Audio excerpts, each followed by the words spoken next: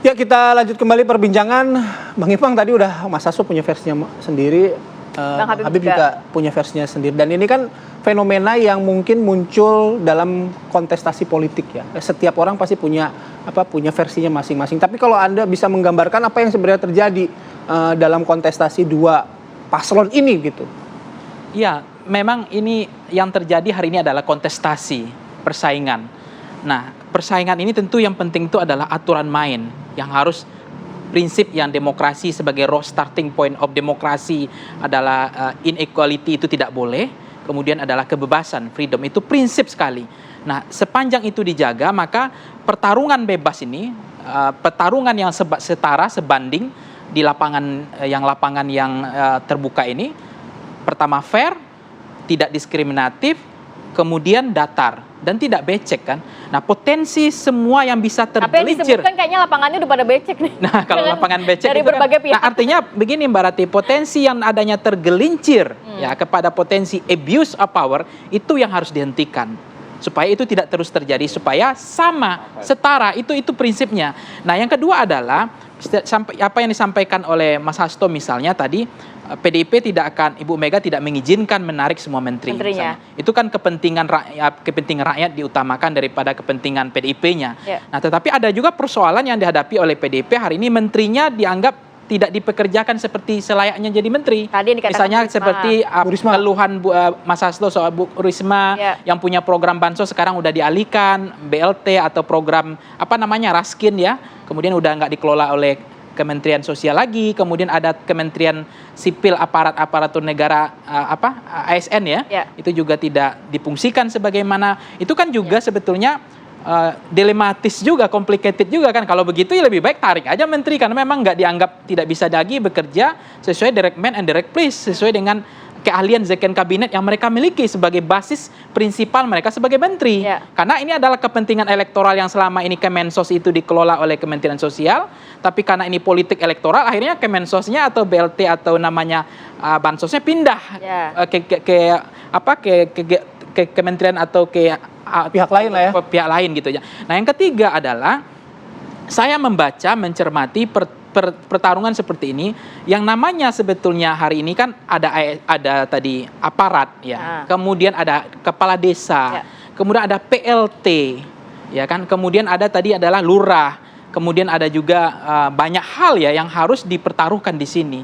Nah, ini yang menunjukkan bagaimana memastikan sebetulnya prinsipnya adalah mereka memang tidak ada yang boleh terlibat secara partisan, secara langsung. Nah, Bawaslu sebagai wasit yang tadi bisa meniupkan wasit yang artinya siapa yang mentekel, siapa yang mengelanggar, kan dia harus bisa mendiskualifikasi. Ya. Ada bisa mengeluarkan dari gelanggang pertarungan. Ada teguran juga. Nah, ini juga yang menjadi kritik saya hari ini, Bawaslu ya agak kebingungan gitu. Jadi nggak konsisten ketika ada, ya, artinya tidak boleh disamakan, sama rata saja prinsipnya. Mau 01 melanggar, mau 02 melanggar, 03 melanggar, prinsipnya kesetaraan. Nah, Bawaslu atau penyelenggara pemilu ada unsur yang kemudian terkesan ya persepsi publik melihat partisan gitu. Nah, ini yang harus dibereskan menurut saya, dikelirkan dulu di situ supaya pemilu kita adalah pemilu yang fair, yang setara, yang tidak diskriminatif, pemilu yang untuk semua. Oke, saya ke Bang Irfan lagi. Bang Irfan, tadi sudah dijelaskan kalau Mas Hasto menyebutkan ada beberapa menteri yang mau ditarik mundur gitu, tapi kan Bu Mega punya pandangan lain. Tapi isu yang berkembang belakangan ini ada beberapa menteri yang akan mengundurkan diri. Respon dari istana mengenai isu yang ada di masyarakat ini seperti apa?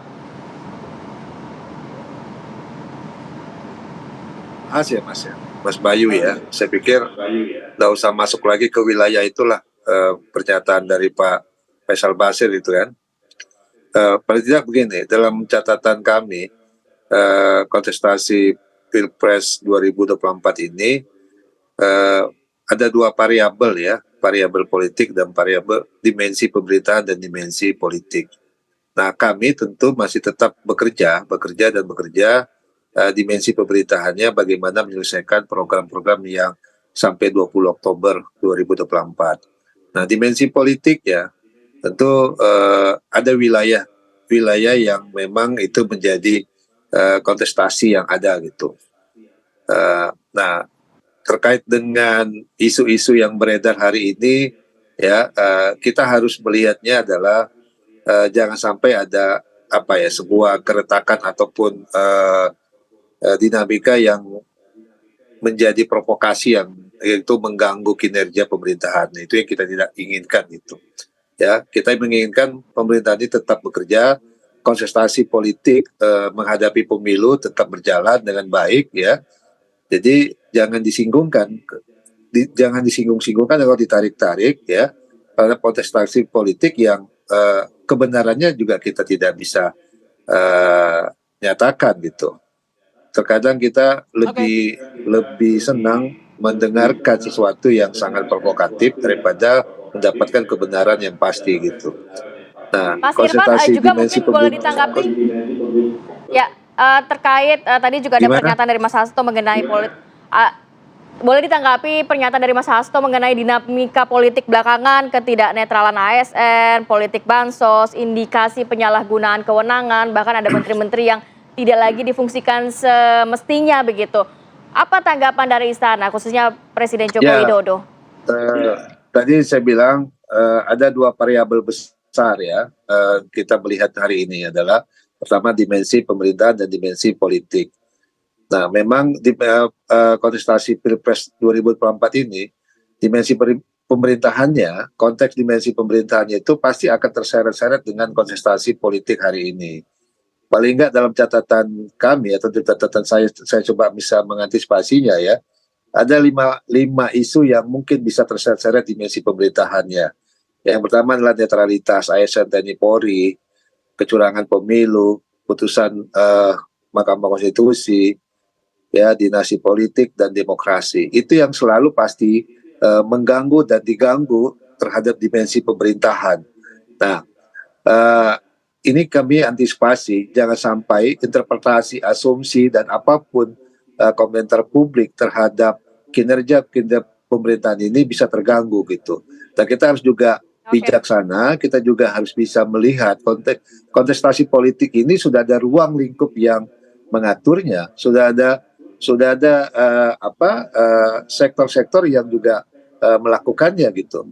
Jadi kami tidak akan mungkin terganggu dalam kontestasi politik dengan kinerja pemerintahan gitu.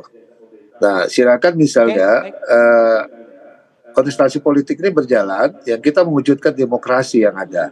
Kita menginginkan kok. Kita juga harus bersama-sama dalam kontestasi politik Pilpres hari ini. Ya, demokrasi harus terwujud dengan baik dan benar gitu. Ya, pesta rakyat itu harus berjalan dengan baik dan benar gitu. Nah, rakyat juga harus disuguhkan edukasi yang baik dan benar gitu. Dan pemerintah tetap berjalan sampai dengan 20 Oktober 2024. Bang Irfan. Oke, terima kasih Bang Irfan, terima kasih atas waktunya. Mohon maaf sekali Bapak-bapak, tapi waktu kami juga sudah habis. Tapi mudah-mudahan apa yang sudah disampaikan juga bisa memberikan perspektif. Nanti Bang, kita undang lagi ya Bang. Ya. Terima kasih banyak Bang Habib, Mas Ipang, Mas Hasto, dan juga Bang Irfan. Pagi, Mas Sekjen, terima kasih atas waktunya, sehat selalu. Assalamualaikum.